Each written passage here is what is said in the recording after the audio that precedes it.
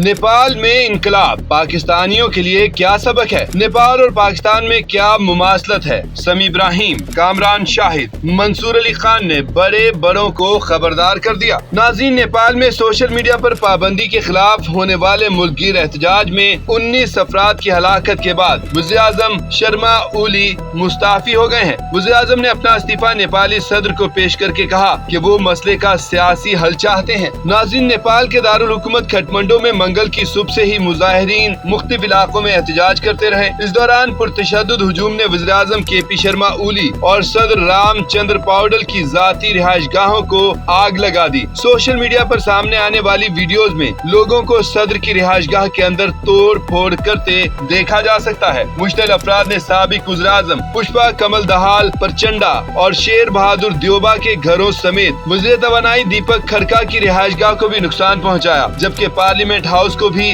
नजरे आतिश कर दिया। सीनियर सहाफ़ी समी इब्राहिम ने अपने एक व्लॉग में इस वाक़े का जिक्र करते हुए कहा कि हमारे खित्ते में गुज़श्ता चंद हफ्तों से बहुत बड़ी बड़ी तब्दीलियां रूनुमा हुई हैं और इस बदलती हुई सूरत हाल को देखकर बहुत से लोगों के दिल धड़कने थम गए हैं। जी हाँ, मैं बात कर रहा हूँ नेपाल, इंडोनेशिया, बांग्लादेश और श्रीलंका की, जहाँ पर नौजवानों ने रजीम चेंज किया है। समी इब्राहिम ने कहा कि यहाँ ये बात बहुत अहम है कि इन तमाम ममालिक में ये सब क्यों हुआ और अगली बारी किस मुल्क की है। समी इब्राहिम ने कहा कि नेपाल में सोशल मीडिया को टारगेट किया गया और इस पर पाबंदियां लगाई गईं, जिसे नेपाल के नौजवानों ने मुस्तरद किया और सड़कों पर निकल आए। रियासत ने पूरी ताकत से उन्हें कुचलने की कोशिश की, लेकिन नतीजा ये निकला कि नौजवानों ने पार्लियामेंट पर हमला किया। वज़ीर आज़म को भाग कर अपनी जान बचानी पड़ी, जबकि नौजवानों का मुतालबा मान लिया गया था। सोशल मीडिया से पाबंदियां हटा ली गई थी, लेकिन तब तक बहुत देर हो गई थी, तीर कमान से निकल चुका था। समी इब्राहिम ने मजीद कहा कि कुछ दिन पहले इंडोनेशिया में भी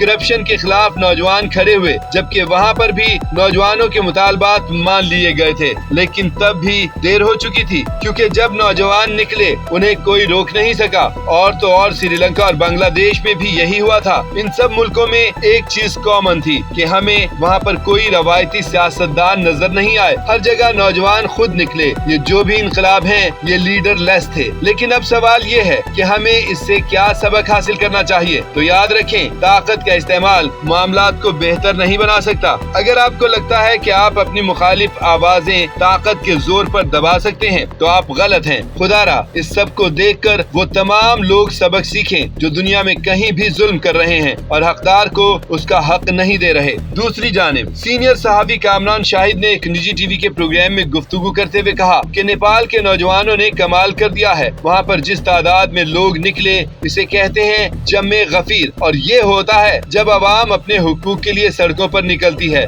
लेकिन मुझे लगता है कि पाकिस्तान में ऐसे हालात कभी हुए ही नहीं कि अवाम ऐसे बाहर निकले। पाकिस्तान में तो अवाम मार्शल लॉ लगने पर बाहर नहीं निकली, इसलिए नेपाल के साथ पाकिस्तान का कंपैरिजन हम नहीं कर सकते। वहाँ पर हालात बहुत खराब होंगे, इसलिए वो बाहर निकल आए। यहाँ पर ऐसे हालात नहीं है। बेशक इमरान खान क्लेम करते रहते हैं कि निकलो, कानून उड़ गया, ये हो गया, वो हो गया, लेकिन अवाम जो जेलों से बाहर हैं, उनको हालात खराब नहीं लग रहे। कामरान शाहिद ने नेपाल की मिसाल देते हुए सीनियर तज्जियाकार हफीजुल्लाह नियाजी से सवाल किया कि देखें, ये होती है तब्दीली कि कैसे करप्ट निजाम के खिलाफ अवाम खड़ी हो गई। इस तहरीक में न किसी ने फौजी अमलाक पर हमला किया, न ही फौज पर किसी ने हमला किया और न ही फौज ने किसी पर हमला किया। टोटल अवामी प्रोटेस्ट के जरिए हुकूमत तब्दील हो गई। और हम यहाँ पर कई दहाइयों से सुनते आ रहे हैं कि हुक्मरान करप्ट हैं। हर पार्टी कहती है कि हम तब्दीली लेकर आएंगे, लेकिन कभी अवाम तब्दीली के लिए बाहर निकली ही नहीं इस तरीके से जैसे निकलना चाहिए। तो इस सब में हमारे लिए क्या सबक है? सीनियर तज्जियाकार हफीजुल्लाह नियाजी ने कहा कि नेपाल में जिन चीजों पर अवाम बाहर निकली है, वो तमाम चीजें पिछले 70 साल से मौजूद हैं। लेकिन मुझे नहीं लगता कि पाकिस्तान में लोग कभी इस तरह से निकलेंगे, क्योंकि पाकिस्तान के हालात काफी मुख्तलिफ हैं। इसी हवाले से